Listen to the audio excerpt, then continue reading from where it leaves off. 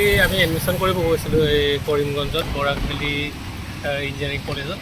তাতে আমি এডমিশ্যন কৰি মানে আমাৰ 8টা বজাত ট্ৰেইন আছিলে ধেমাজি চিলাপথাৰলৈ।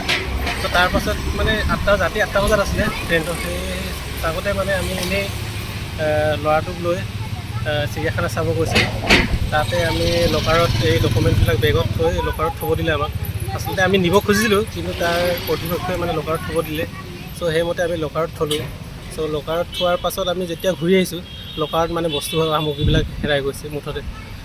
পিছত তেনেকুৱা আমি কৰ্তৃপক্ষৰ লগত কথা পাতোঁতে CCTV যোনটো ভিডিঅ' ফুটেজ সেইটো দেখাওঁতে আমাৰ দেখিছোঁ যে আমাৰ বেগটো ইতিমধ্যে চোৰে লৈ গৈছে।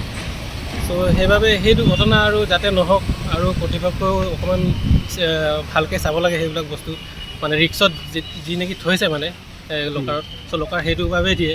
চ' সেইটো বস্তু অকণমান ভালকৈ চায়। চ' সেইটো মানে মই কৰ্তৃপক্ষক জনাওঁ, আৰু সেইমতে আমি গীতানগৰ ষ্টেচনতো এইটো FIR কাৰণে আমি আহিছোঁ।